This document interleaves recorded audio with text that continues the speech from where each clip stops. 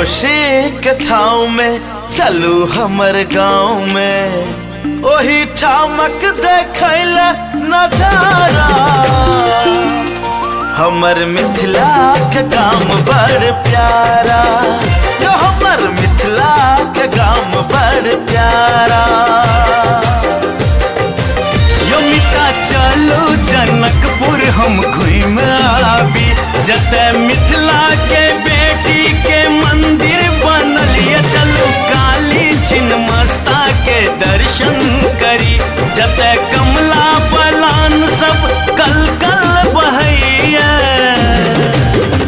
जता आयल महादेव उगना के भेष में, देखो विद्यापति रचना नारा। हमर मिथिला के गाम बड़ प्यारा,